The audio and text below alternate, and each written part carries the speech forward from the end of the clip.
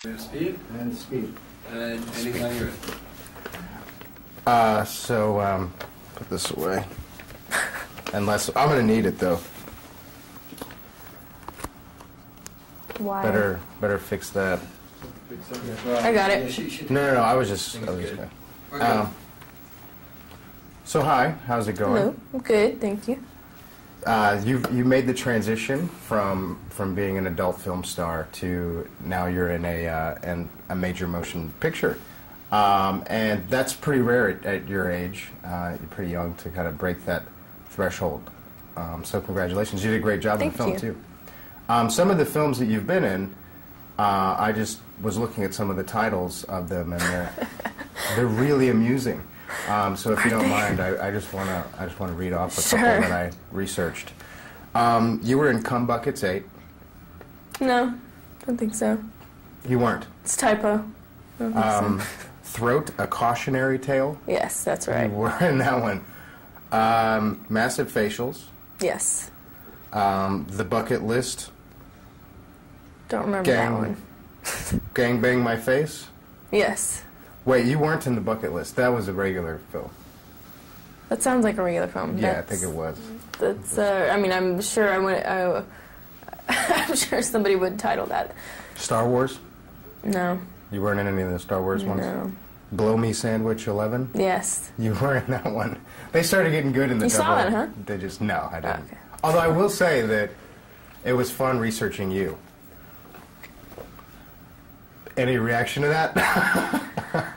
You know, I think that that's kind of an insult to customers, I think, and to porn fans, because it's like, we don't think you're good enough to give you good titles, so we're gonna dumb it down to the lowest common denominator, and I think that's a little insulting to my fans out there.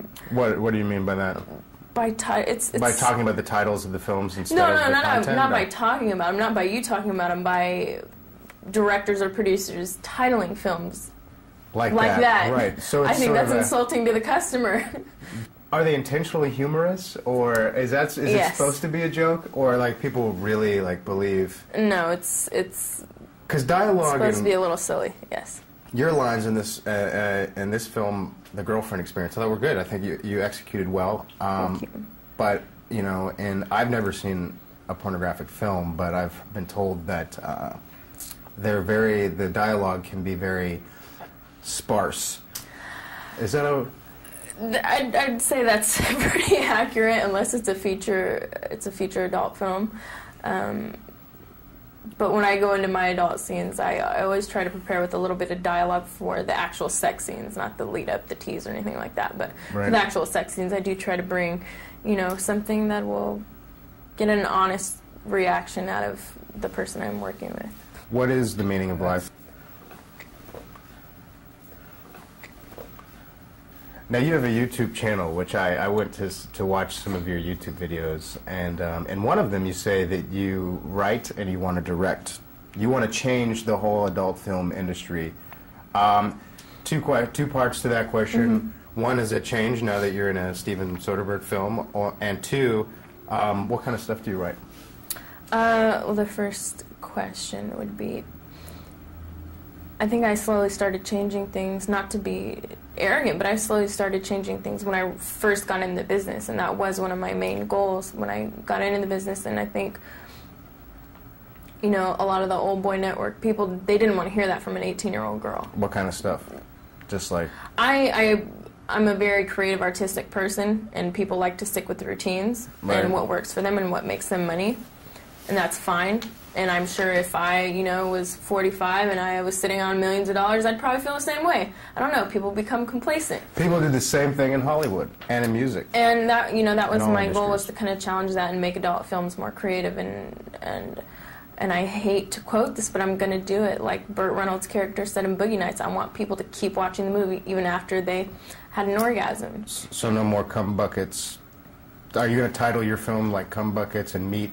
I think I only have one silly title. What's that? I'm not going to say it, but it's. I wouldn't say silly, but one slightly amusing title in my pocket. But the rest, I think, when I go pick up a film, an adult film, I generally do judge it by by its cover and what it looks How like. hot That's, the chicks are. I want it to be able to fit on my shelf with the rest of my Criterion films. You say that you're an existentialist, which I find to be interesting because it's a very philosophical, intellectual approach. Especially, it runs kind of counter to the industry that you're in, and you're a Jean-Paul Sartre fan. Shortly, I'll say I think it does kind of fit into the adult industry with some of the stronger figureheads in this business because you're dealing with people that took chances and didn't let anybody else tell them what to do, and they chose that lifestyle or that career. Part two to that is 5 minutes isn't enough to talk about that seriously. I think that would be disrespectful to both you and myself.